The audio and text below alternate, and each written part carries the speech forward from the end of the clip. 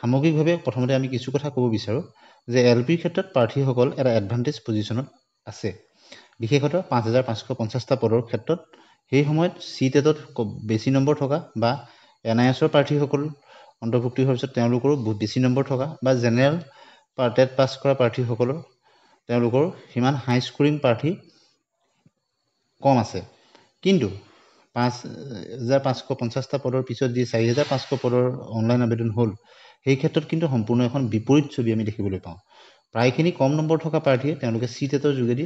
নিজৰ নম্বৰ বৃদ্ধি কৰিলে যিহেতু CTET-ক মান্যতা প্ৰদান কৰা হৈছে ইয়াৰ উপৰিও নতুনকৈ CTET কোৱালিফাইড DLED পাছ বা BEd পাছ প্ৰাৰ্থীসকল আহিল প্ৰতি বছৰে বহু শব বা হাজাৰৰ ঘৰত প্ৰাৰ্থীয়ে তেওঁলোকে BEd বা DLED পাছ কৰি ওলায় গতিকে 4500 ক্ষেত্ৰত পৰিস্থিতিটো হ'ল তাত আৰু এটা ডিসএডভান্টেজ হ'ল কম নম্বৰ থকা প্ৰাৰ্থীসকলৰ ক্ষেত্ৰত যে জিলা ভিত্তিক পোষ্টসমূহ কম আছে সকলো কেটেগৰী প্ৰায় সমান আছে কিন্তু জিলা ভিত্তিক পোষ্টবিলাক কম আছে ধৰি লওক আনৰিজাৰ্ভত এতিয়া বৰপেটা জিলাত 4528টা পোষ্ট আছে কিন্তু ঠিক একেদৰে যদি 5550টা পদৰ ক্ষেত্ৰত চাই আপোনালোকে 100 প্লাছত বা 200 প্লাছতো বহুকেইখন জিলাত আছিলে আনৰিজাৰ্ভৰ ক্ষেত্ৰতে হওক OBC MOBCৰ ক্ষেত্ৰতে হওক কিন্তু এতিয়া 4500ৰ ক্ষেত্ৰত 100 প্লাছতে এখন জিলাটো নাই আনৰিজাৰ্ভে হওক OBC MOBC হওক বা SC ST ক্ষেত্ৰতে হওক বা বহু ডিষ্ট্ৰিক্টত 20টা 10টা 15টা 10টা এনেদৰেহে আছে আনৰিজাৰ্ভ আৰু OBC MOBC ক্ষেত্ৰত গতিকে টাফ কণ্টেষ্ট এটা হ'ব কিন্তু যদি আমি চাওঁ 5550টা পদৰ ক্ষেত্ৰত তাত আমি দেখা পাম কেইবাখনো জিলা 200 প্লাছত আছে আনৰিজাৰ্ভ কেটেগৰীত আৰু OBC MOBCৰ ক্ষেত্ৰতো তেনেদৰে 150 100 এনেধৰণৰ বহুকেইখন জিলা আছে অৰ্থাৎ পোষ্ট বেছি হোৱাৰ লগে লগে তাত যথেষ্টখিনি কম্পিটিশ্যনটো কমি যায় আৰু সেই সময়ত বিশেষতঃ 2-3টা তাৰ আগতে নিযুক্তি হৈ গৈছে যাৰ ফলত সেই নিযুক্তিসমূহত হাই স্কোৰিং যিসকল প্ৰাৰ্থী ইতিমধ্যে পাইছে আৰু দ্বিতীয়তে একবাৰ কিছু ক্ষেত্ৰত এডভান্টেজত থাকিব দুইটা 5550টাই হওক বা 4500ৰ ক্ষেত্ৰতে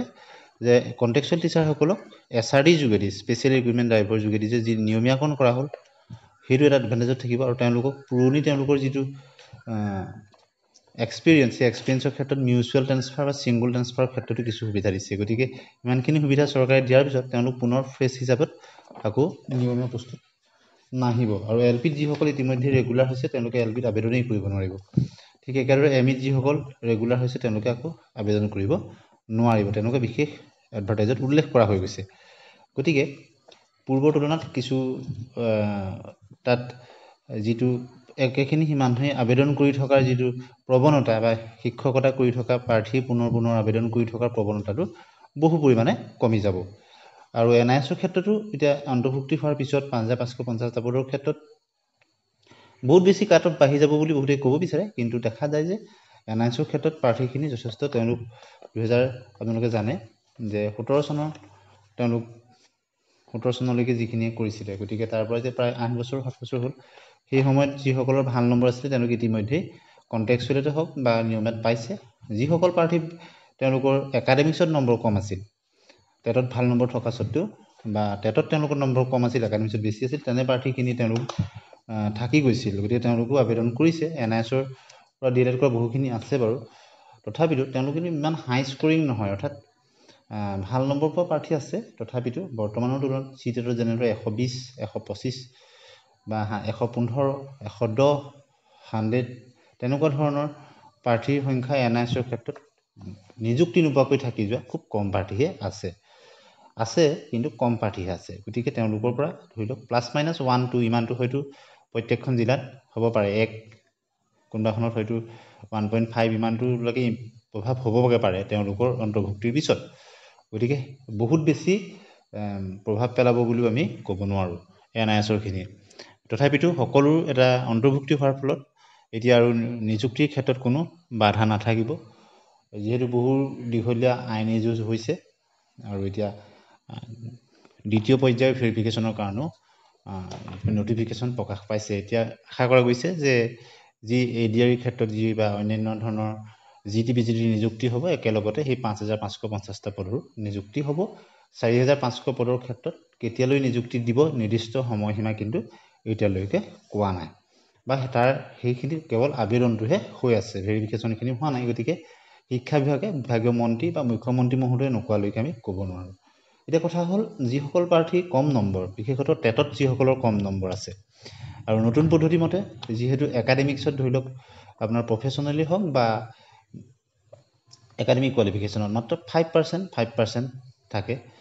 সি আৰু বাকী 85% বা 80% সেইখিনিয়ে কিন্তু 80%টো টেটৰ মাৰ্কে বহুত প্ৰভাৱ বিস্তাৰ কৰে, যাৰ ফলত টেটত যিসকল কম নম্বৰ থকা প্ৰাৰ্থী তেওঁলোক যথেষ্ট প্ৰেছাৰত থাকে যে তেওঁলোক কি হ'ব। কিন্তু আমি যদি চাওঁ টেটত কম নম্বৰ থকা সেইসকল প্ৰাৰ্থীও এডভান্টেজত আছে 4,500 ক্ষেত্ৰতে হওক বা 5,550টা পদৰ ক্ষেত্ৰতে হওক, যিসকলৰ ECA কোৱালিফিকেশ্যন আছে, এক্সট্ৰা কাৰিকুলাৰ এক্টিভিটিত তেওঁলোকে 5 নম্বৰ বা 3 নম্বৰ NCC হওক বা কালচাৰেলে হওক যিসকলৰ আছে তেওঁলোকে সেইটো এটা বোনাছ পইণ্ট হিচাপে পাব। গতিকে 5,500 পদৰ ক্ষেত্ৰতো সেইটো হ'ব। আৰু এইবাৰ দেখিছে বহুখিনি প্ৰাৰ্থীয়ে কিন্তু ভেৰিফিকেশ্যন কৰি গৈছে 5,550টা পদৰ ক্ষেত্ৰত। আৰু গতিকে কম নম্বৰ টেটত থাকিলেও তেওঁলোকক কিন্তু সেই নম্বৰটো এটা বোনাছ পইণ্ট হিচাপে আহিব আৰু তেওঁলোক মেধা তালিকাত আহি যোৱাৰ প্ৰবল সম্ভাৱনা আহি যায়। ইয়াৰ উপৰিও কিছুমান কেটেগৰীৰ ক্ষেত্ৰত টেটত কম নম্বৰ থাকিলেও তেওঁলোক এডভান্টেজত থাকে 5,550টা পদৰ ক্ষেত্ৰতে হওক বা 4,500 পদৰ ক্ষেত্ৰতে হওক। যেনে ধৰি লওক ST হিলছৰ ক্ষেত্ৰত যদি আপোনালোকে চায়, বহু অকল এডুকেশ্যন ডিপাৰ্টমেণ্টতে নহয়, অন্যান্য ধৰণৰ ডিপাৰ্টমেণ্টবিলাকতো কিন্তু ST হিলছৰ প্ৰাৰ্থীৰ সংখ্যা একেবাৰে কম।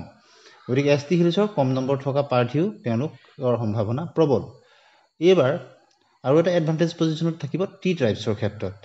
টি ট্ৰাইবছৰ কাৰণে যিহেতু সুকীয়াকৈ ৰিজাৰ্ভেশ্যন আছে, গতিকে টি ট্ৰাইবছৰ ক্ষেত্ৰত তেওঁলোক এডভান্টেজ পজিশ্যনত আছে বুলি আমি ক'ব পাৰিম। আগতে OBC MOBC তেওঁলোক আছিল, আৰু টি টাইপছখিনি সুকীয়া কৰি দিয়াৰ ক্ষেত্ৰত এতিয়া OBC MOBCটো কিছু সংখ্যক কমি গ'ল। গতিকে দুইটা কেটেগৰী কিছু এডভান্টেজলৈ আহিলে। টি টাইপছখিনি সুকীয়া কৰি ৰিজাৰ্ভেশ্যন দিয়াৰ ফলত তেওঁলোকৰ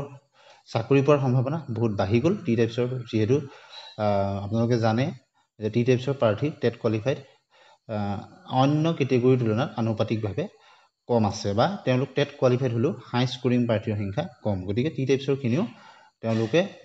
কম নম্বৰ থকা, টেটত কম নম্বৰ থকা বা নতুন পদ্ধতিৰ মতে কম নম্বৰ থকা সকলৰ প্ৰবল সম্ভাৱনা আছে এটা চৰকাৰী চাকৰি পোৱাত, LP ক্ষেত্ৰতে হওক বা আপাৰ প্ৰাইমেৰী ক্ষেত্ৰতে হওক। ইয়াৰ পিছতে আমি আলোচনা কৰিম OBC MOBCৰ ক্ষেত্ৰত। OBC MOBCৰ ক্ষেত্ৰত টি টাইপছখিনি ইয়াৰ পৰা যিহেতু আগতে একেলগেই থাকে, গতিকে OBC MOBCৰ ক্ষেত্ৰতো পইণ্টত হ'লেও কিছু কিন্তু প্ৰভাৱ পেলাব টি টাইপছখিনি সুকীয়াকৈ ৰিজাৰ্ভেশ্যন দিয়াৰ ফলত। গতিকে OBC MOBCৰ ক্ষেত্ৰত কিছু পইণ্টত হ'লেও, যিটো